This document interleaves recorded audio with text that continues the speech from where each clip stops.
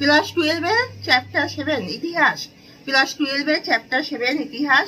তোমরা সবাই মন দিয়ে শোনো আর লেখো, আর সবাই লাইক অ্যান্ড সাবস্ক্রাইব দিয়ে দাও।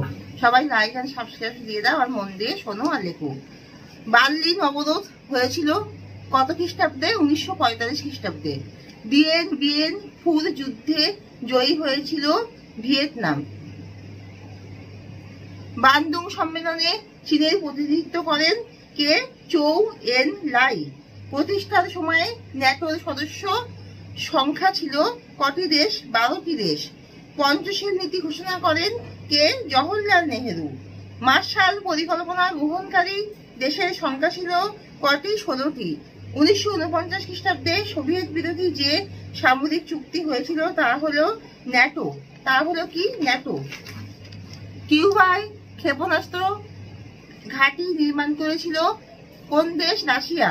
27 দফা দাবি পেশ করা হয়েছিল কোন সম্মেলনে? বেলগ্রেড। গণপ্রজাতন্ত্রী চীন প্রতিষ্ঠিত হয় কত খ্রিস্টাব্দে? 1949 খ্রিস্টাব্দে। শিয়াংফু ঘটনাটি ঘটে কত খ্রিস্টাব্দে? 1936 খ্রিস্টাব্দে। মাইলাই ঘটনাটি ঘটে কোথায়? ভিয়েতনামে। ফিদেল কাস্ত্রো ছিলেন কে? সমাজবাদী কিউবান রাষ্ট্রপতি। বিয়েন ফুর ঘটনা ঘটেছিল কোথায়? ভিয়েতনামে।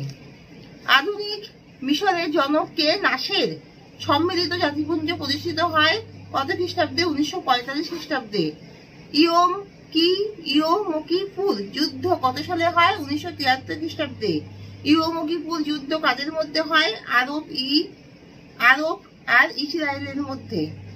হ্যারি ট্রুম্যান ছিলেন মার্কিন কি রাষ্ট্রপতি। মার্শাল পরিকল্পনা গ্রহণ করেছিলেন কোন দেশ? আমেরিকা। কবে সুয়েজ খাল জাতীয়করণের কথা ঘোষিত হয়? 1956 খ্রিস্টাব্দে। ভিয়েতনামের গণতান্ত্রিক প্রজাতন্ত্র প্রতিষ্ঠাতা ছিলেন কে? হো চি মিন। এখানে শেষ করলাম। তোমরা সবাই ভালো থেকো, সুস্থ থেকো, সবাই মন দিয়ে পড়াশোনা করো, সবার খুব ভালোভাবে সাকসেস হোক, সবার কেরিয়ার খুব উন্নত হোক, আমি এটাই কামনা করি, তোমাদের সবার ভালো হোক। এখানেই শেষ করছি। তোমরা সবাই কিন্তু মনে করে লাইক আর সাবস্ক্রাইবটা দিয়ে দিও।